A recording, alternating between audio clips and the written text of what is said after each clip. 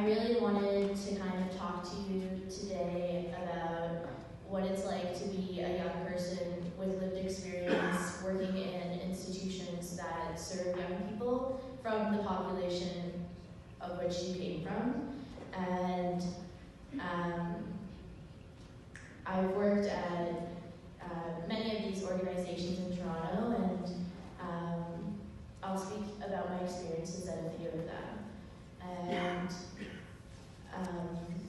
the first one I kind of felt like was important to touch on is I was a placement student, summer placement student at Children's Aid of Society of Toronto. And I was in the research team, and so I felt like I was kind of removed, and I knew I didn't really want to do like direct work and that it would be too much for me, and so I felt like research was a really good area to be in, and I was wrong. But I went into it, and I, at that point in my life, did not have the same advocacy tools and the voice that I have within myself now. And so when I went into that situation, I wasn't as open with my identity and my lived experiences and how to kind of navigate those two. And so I wasn't really speaking too much about my own relation with the work. And but there was an incident where I felt like I did need to speak up, and it was probably the only time we were working with communities directly is when we had to do focus groups and with families who were accessing like daycare services with the society. And there was another student who was also a racialized student, and we both had lived experience, and we were working together in this team, and we were hired because of our lived experience and because we were capable to do the work.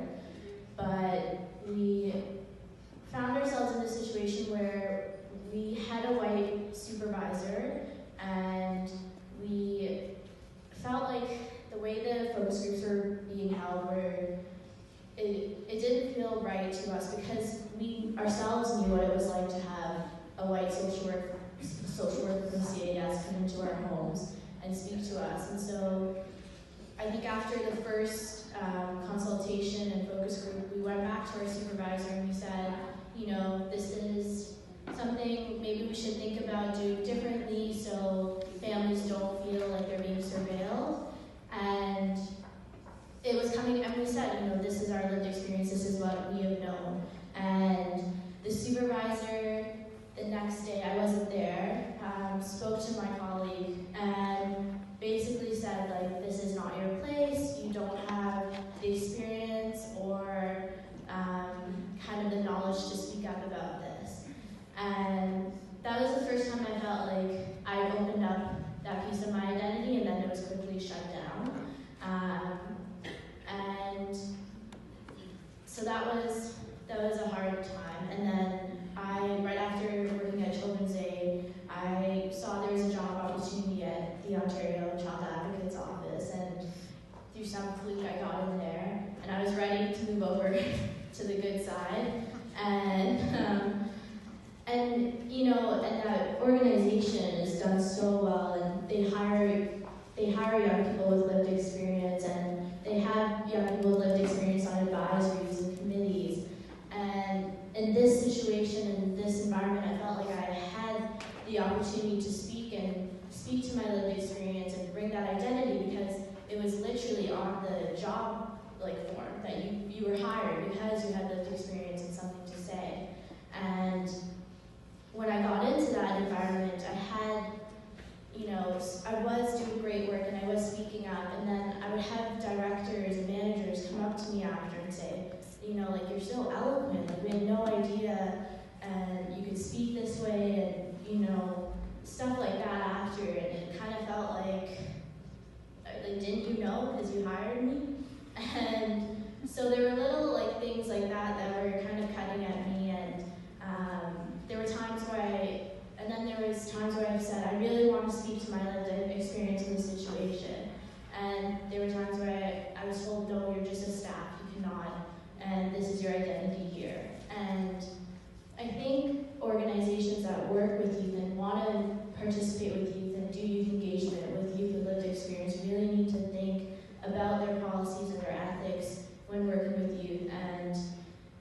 don't feel like there's a lot of research right now in Ontario about this kind of experience of walking that line between being a young person with lived experience and also being a young professional. And I actually haven't seen much research on it at all. And the thing is, like, we already struggle so much to get to those places of professionalism and to, you know, we work so hard to get through our education, we work so hard to make it to these agencies and organizations, and then we're met with more and more barriers. And I feel that organizations need to do a better job of working with young people with lived experience in this way. And I've worked with youth and I've done youth engagement. I've heard too many stories about young people saying, you know, they told me I didn't plead too hard enough for them and I didn't say enough about my story. And I really think that this is something that we need to look at. There needs to be research done on it,